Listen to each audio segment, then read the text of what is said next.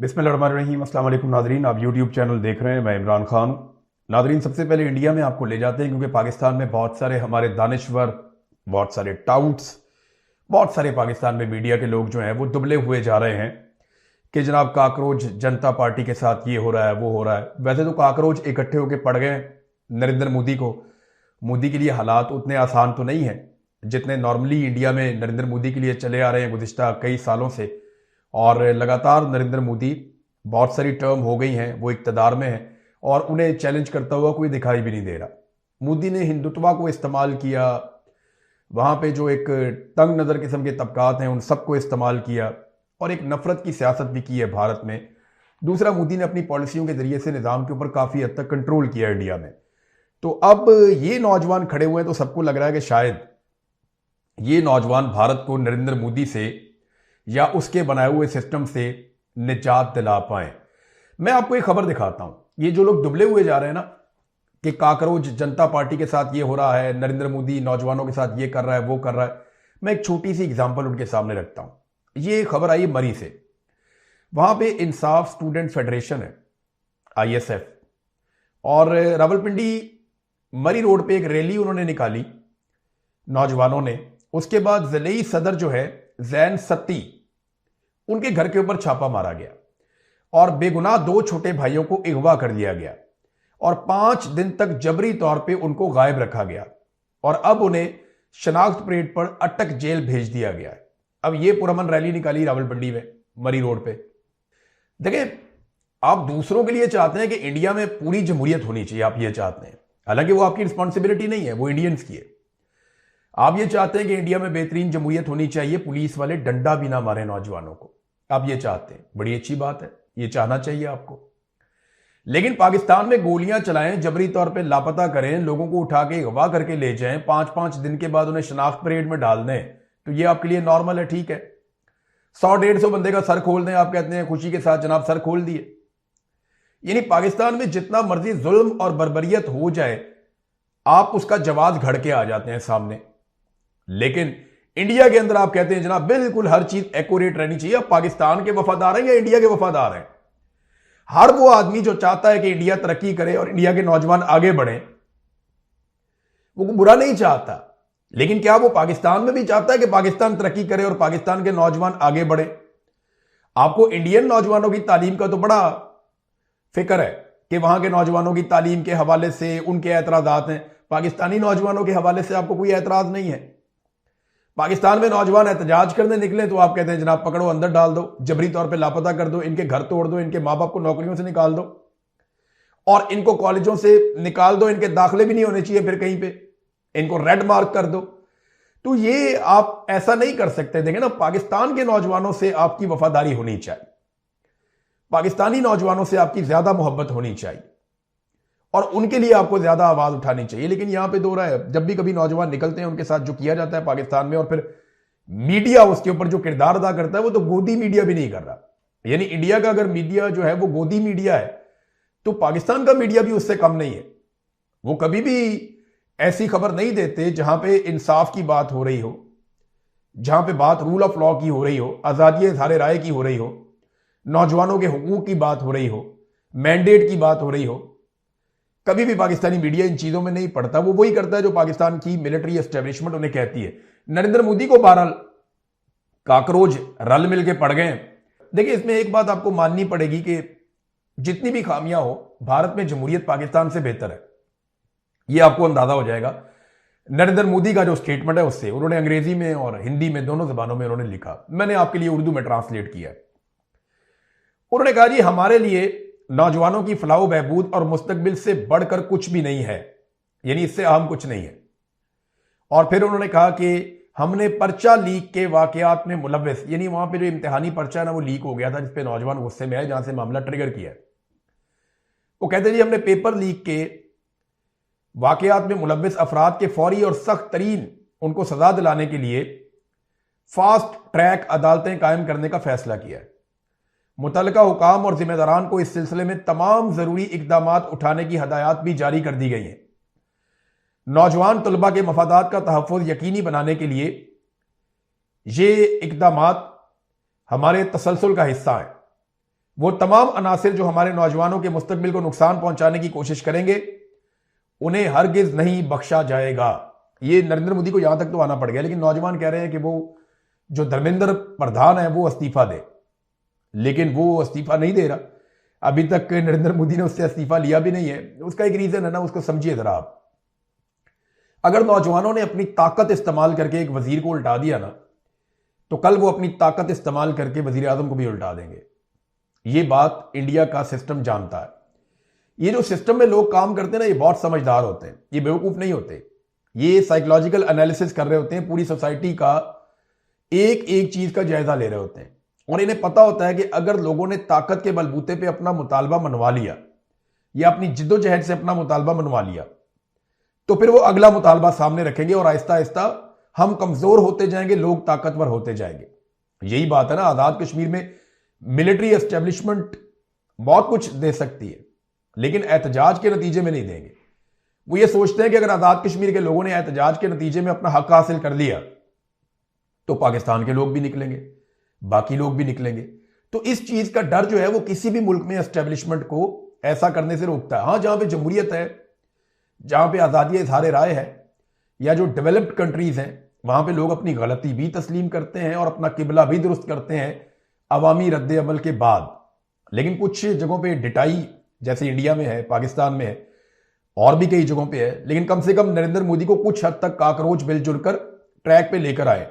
अब मेरी गुजारिश है पाकिस्तानी कीड़े मकोड़ों से जो मेरी तरह है, कि हमें भी अब चाहिए कि काकरोचों की तरह खड़े हो जाएं और हम भी अपने हुक्मरानों को और मिलिट्री एस्टेब्लिशमेंट को ट्रैक के ऊपर लेकर आए, क्योंकि मुल्क के हालात बहुत खराब हैं। ये बलूचिस्तान में दोबारा से चीजें रिपोर्ट हुई हैं, मैं आपके सामने रखता हूं, लेकिन पहले मैं मुबशर जैदी साहब हैं, बड़े अच्छे जर्नलिस्ट हैं, और मैं उन्हें हमेशा अपने से बहुत अच्छा जर्नलिस्ट समझता हूं, बहुत सारे जर्नलिस्टों से अच्छे हैं। उनके कॉन्सेप्ट भी बड़े क्लियर रहे हमेशा। यानी जिस वक्त हम गलतफहमी का शिकार होते थे, हमें लगता था कि मिलिट्री एस्टेब्लिशमेंट जो फैसला करती है वो सबसे पहले पाकिस्तान का मफाद रखती है। यानी हमें यह गलतफहमी थी, मुझे जाती तौर पे यह गलतफहमी थी कि पाकिस्तान के जर्नैल जब भी कभी फैसला करते हैं तो वो पहले पाकिस्तान को आगे रखते हैं। फिर मेरी गलतफहमी दूर हुई, नहीं, वो पहले अपने आप को आगे रखते हैं, अपनी नौकरी, अपनी एक्सटेंशन, अपना इस्तिस्ना, अपनी जात, अपनी फैमिली, वो पहले अपने आप को रखते हैं, उसके बाद पाकिस्तान को रखते हैं। ये मेरी गलतफहमी दूर हो गई। तो मुझे लगता है कि ये गलतफहमी मुबशर जैदी साहब जैसे जो हमारे सहाफ़ी हैं उनको नहीं थी, लेकिन शायद हो सकता है कि आजकल वो इस गलतफहमी का शिकार हो रहे हों, क्योंकि उन्होंने एक ट्वीट किया और वो चीज़ों को उस ऐनक से देख रहे हैं जो ऐनक माजी में हमने भी पहनी हुई थी, लेकिन अल्लाह का शुक्र है कि काफ़ी हद तक चीज़ें अब कॉन्सेप्ट पूरे पाकिस्तान के क्लियर हो गए हैं। उन्होंने कहा कि जब भी नरेंद्र मोदी के खिलाफ इंडिया में एहतजाज शुरू होता है तो बलूचिस्तान और खैबर पख्तूनख्वा में दहशतगर्दी के हमले रुक जाते हैं। ये उन्होंने क्लेम किया। इसके ऊपर एक जो हमारे बलूचिस्तान के सहाफ़ी हैं उन्होंने जवाब दिया, किया बलोच साहब, वो ये कहते हैं कि कहां रुके हैं साहब, खटपूचा मस्तूंग में इस वक्त कर्फ्यू नाफिज है। आज सुबह मस्तूंग में एक सेशन जज को कत्ल कर दिया गया। कल ही आईएसपीआर ने 10 अस्करियत पसंदों को हलाक करने और 2 खवातीन खुदकुश बमबारों को गिरफ्तार करने का दावा किया। इधर रोजाना 2 से 3 अफराद टारगेट किलिंग का निशाना बन रहे हैं।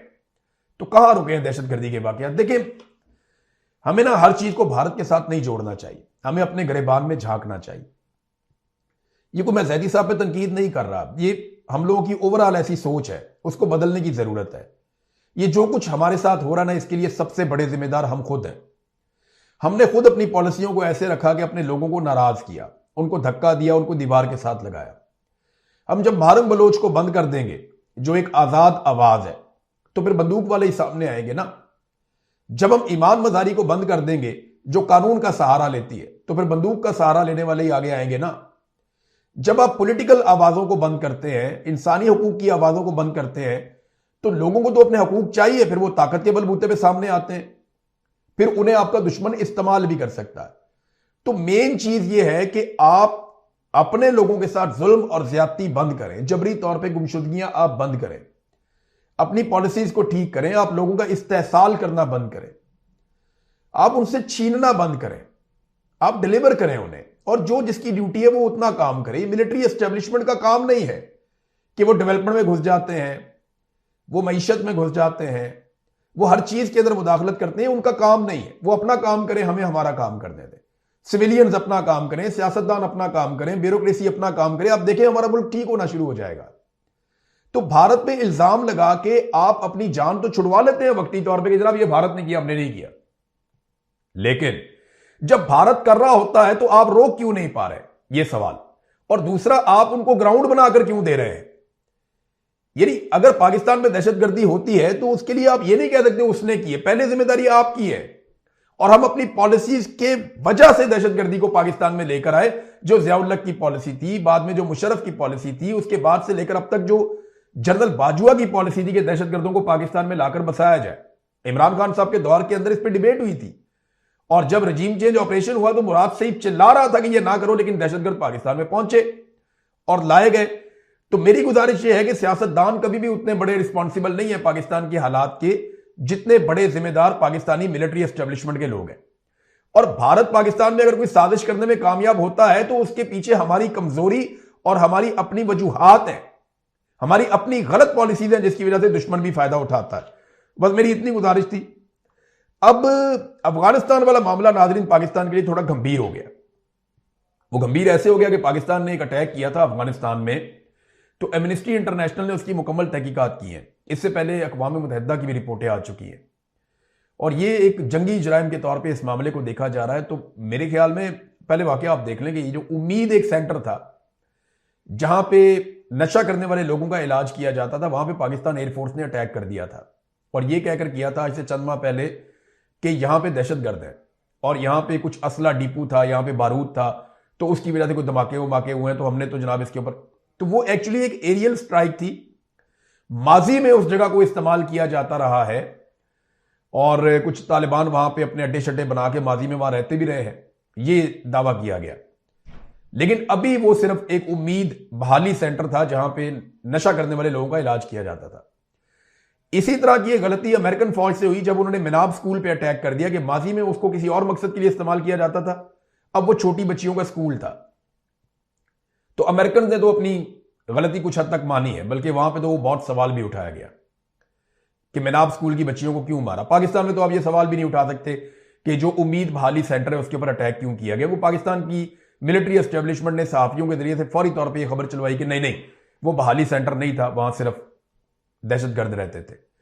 अब इसके ऊपर जो इंटरनेशनली इंक्वायरी की गई है, उन्होंने कहा जी कि उन्हें ऐसे कोई शवाहिद नहीं मिले जो पाकिस्तानी फौज के इस दावे की तायीद करते हो कि हमले के वक्त उम्मीद रिहैबिलिटेशन सेंटर में हथियारों और गोला बारूद के जखीरे या किसी दूसरे फौजी मकसद के लिए इसको इस्तेमाल किया जा रहा था। उन्होंने कहा जी हमने पूरी इंक्वायरी की है और यह सेंटर सिर्फ रिहैबिलिटेशन के लिए था, जो लोग नशे के आदी हैं उनके इलाज के लिए, उनकी बहाली के लिए यह मरकज काम कर रहा था। तो मेरे ख्याल में अब इंटरनेशनल कुछ इदारे भी इसमें आ गए हैं। पाकिस्तान को बराह रास्त अफगानिस्तान से बात करनी चाहिए, बार बार बात करनी चाहिए, हर मामले में उनके साथ एंगेजमेंट रखनी चाहिए, चाहे दाइश का मामला हो, टीटीपी का मामला हो, दीगर दहशतगर्द तंजीमों का मामला हो, उनके साथ कोऑपरेट करें, उनके साथ मिलकर दहशतगर्दी के खात्मे के लिए एक मैकेनिज्म बनाएं, ताकि अफगानिस्तान और पाकिस्तान बॉर्डर के दोनों तरफ अमन कायम हो सके। जब तक अफगानिस्तान में मुकम्मल तौर पे अमन नहीं होगा तब तक पाकिस्तान में नहीं हो सकता, जब तक पाकिस्तान में नहीं होगा अफगानिस्तान में नहीं हो सकता। हम एक दूसरे के साथ जुड़े हुए हैं, सकाफत एक जैसी है, दोनों तरफ एक जैसे लोग रहते हैं, एक जैसी जुबान बोलते हैं, एक जैसे कपड़े पहनते हैं। तो बाढ़ लगाने से आप कंट्रोल नहीं कर पा रहे तो आपको बातचीत या एंगेजमेंट करनी पड़ेगी, और पाकिस्तान को वो करनी चाहिए। नाज़रीन, मरियम नवाज ने एक स्टेटमेंट दिया था कि खवातीन मेरी रेड लाइन है। मैं एक डाटा आपके सामने रखता हूं, और ये डाटा मैंने नहीं लिखा, ये सरकारी डाटा है। वो कहती है नहीं खवातीन मेरी रेड लाइन है, लेकिन पाकिस्तान में खवातीन के खिलाफ जितने भी जराइम हुए, चाहे वो तशद्दुद हो, ज्यादती के मुकदमात हों, कत्ल के मुकदमात हों, जिनसी जराइम हो, रेप के मुकदमात हों, सनफी जो उनके खिलाफ जराइम होते हैं या तशद्दुद होता है वो मामलात हों, तो हर तरह के जो खवातीन के खिलाफ जराइम हुए उनमें से 74% जराइम पंजाब के अंदर हुए हैं, मरियम नवाज के सूबे में। यानी पंजाब की आबादी पाकिस्तान का आधा है, लेकिन खवातीन के खिलाफ जराइम में पंजाब बाकी सूबों से बहुत आगे है, और 74% जराइम सिर्फ पंजाब में होते हैं, फिर सिंध में होते हैं, खैबर पख्तूनख्वा और बलूचिस्तान में बहुत कम होते हैं। अब आप यहां से अंदाजा करें कि जो टॉप 10 शहर हैं, यानी टॉप 7 शहर जो हैं खवातीन के खिलाफ जो तशद्दुद, जराइम, रेप और इन चीजों में मुलव्विस हैं, वो 7 के 7 पंजाब के हैं। 8वां कराची है, फिर 9वां और 10वां फिर पंजाब का है। यहां से आप अंदाजा कर लें कि खवातीन कितनी गैर महफूज हैं पंजाब में। कराची जैसा शहर जिसकी आबादी लाहौर से दुगनी है, कराची की इतनी बड़ी आबादी है कि नॉर्मली बहुत सारे मुल्क ऐसे हैं दुनिया में जिनकी आबादी कराची से कम है। इतनी बड़ी आबादी वाला शहर भी 8वें नंबर पे है और पंजाब के 7 शहर कराची से ज्यादा खवातीन के खिलाफ जराइम में आगे हैं। और मरियम नवाज कहती है कि खवातीन मेरी रेड लाइन है। अब ये डाटा आप देख लें, ये आपके सामने है कि खवातीन के साथ क्या किया जा रहा है। हत्ता कि जेल के अंदर जो खवातीन है उनके साथ बड़ी ज्यादती हो रही है। मैं आपके सामने एक ऐसा फैक्ट रखने वाला हूं जिसके ऊपर मेरी गुजारिश ये है महकमा जेल खाना जात से, पंजाब में जो आईजी जेल खाना जात हैं वो और जो होम सेक्रेटरी है वो, इन दोनों की रिस्पॉन्सिबिलिटी है कि वो इस मामले की इंक्वायरी करें और इंक्वायरी करके इंसाफ करें। मैं कोई ये नहीं चाहता कि, यानी मेरे पास जेल के अंदर से खबर आई है, ये कोट लखपत जेल के अंदर से मैं आपको खबर दे रहा हूं। जो जेल का अमला है उनमें से एक खातून ने मुझे जो खबर दी वो मैं आपके सामने रख देता हूं। ये नाजिया ख्वाजा नामी एक खातून है, एक औरत है जो जेल के अंदर बंद है और इसको स्पेशल जगह पे रखा गया है। ऐसी जगह पे रखा गया है जहां पे खवातीन कैदियों को ज्यादा देर तक नहीं रखा जाता, लेकिन इसको स्पेशल स्टेटस जेल के अंदर दिया गया है। ये नाजिया ख्वाजा नामी जो खातून है ये दावा करती है कि अनमोल पिंकी के साथ भी इसके ताल्लुकात हैं और जेल में इसको बहुत प्रोटोकॉल दिया जाता है। जेल का अमला भी परेशान है कि इसको इतना प्रोटोकॉल क्यों मिलता है। और ये वहां जेल में सबको कहती फिरती है कि जनाब मेरे तो ताल्लुकात ऊपर तक हैं, तो जो मैं पैसा खर्च करती हूं वो तो आईजी तक जाता है और जेलर तक जाता है और हर जगह पे जाता है। ये जेल में चौड़ी होकर फिरती है ये औरत। नाम है इसका नादिया ख्वाजा। इसकी 3 बेटियां भी मुबैना तौर पे इसके साथ जेल के अंदर बंद हैं, यह भी दावा किया गया और यह भी बताया गया कि ये जेल के अंदर मिनरल वाटर की जो बोतलें हैं उनके अंदर शराब भी सप्लाई करती। इसको जेल में सिगरेट, वेप और नशा और हर तरह की चीजें लाने की इजाजत है और यह बाकायदा मनशियात का कारोबार करती है और इसने पूरी जेल का माहौल खराब किया हुआ है। वहां पे खवातीन जो है उनको हर चीज सप्लाई की जाती है और जराइम पेशा खवातीन के अंदर पाकिस्तान तहरीक इंसाफ की खवातीन को जानबूझकर मिक्स करके रखा जा रहा है। मैंने उनसे पूछा जी आपके जेल का कोई तरीकाकार नहीं है, कोई ऐसा मैनुअल नहीं है कि ये सियासी कैदी हैं इनको अलग रखें, ये आदि मुजरिम कैदी हैं इनको अलग रखें, ये मनशियात वाले हैं इनको इधर रखें। उन्होंने कहा जी सारा कुछ ही होता है, लेकिन इस वक्त पाकिस्तान तहरीक इंसाफ की खवातीन को तंग करने के लिए जानबूझ के उन्हें ऐसी औरतों में बंद किया जाता है जो हार्ड कोर क्रिमिनल्स हैं।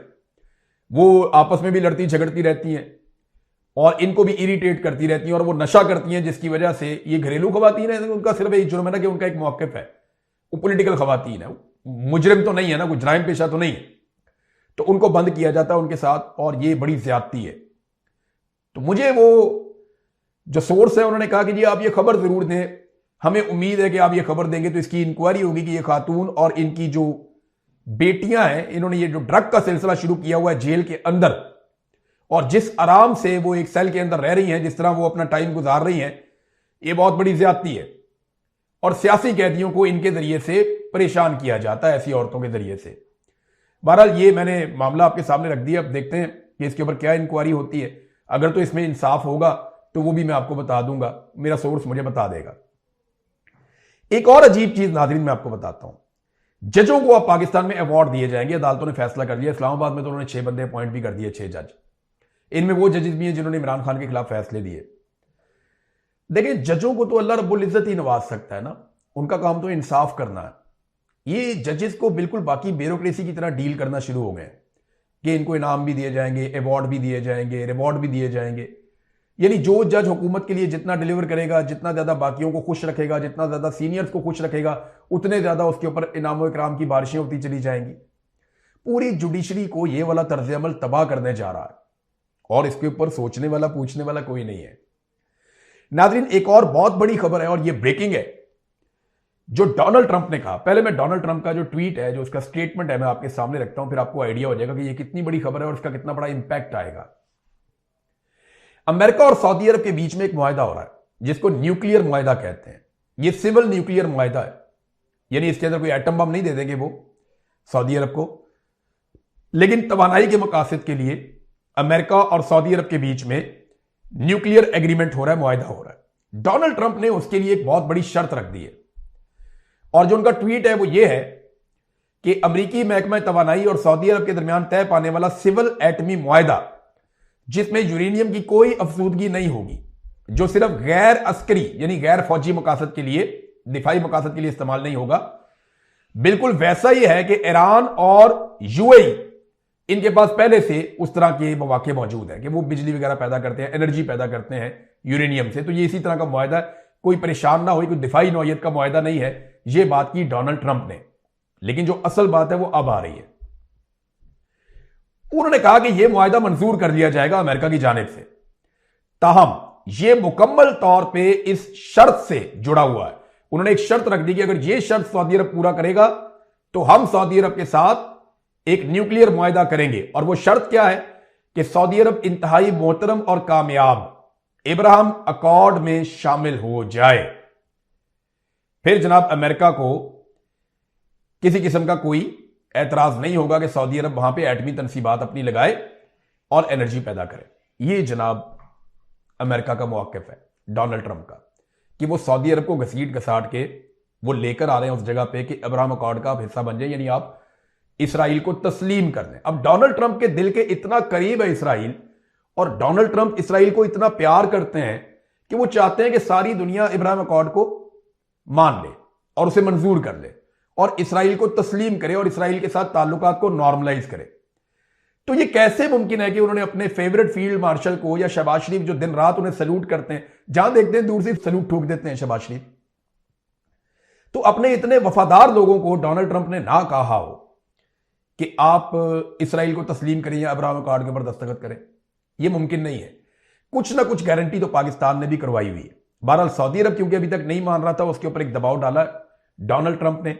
देखते हैं इस पर डेवलपमेंट क्या होती है, और सऊदी अरब जवाब जरा सोच समझ के देर से देता है, तो देख लेते हैं कि सऊदी अरब इसका क्या जवाब देता है। अब तक के लिए इतने, अपना ख्याल रखिएगा, अपने चैनल का भी। अल्लाह हाफिज़।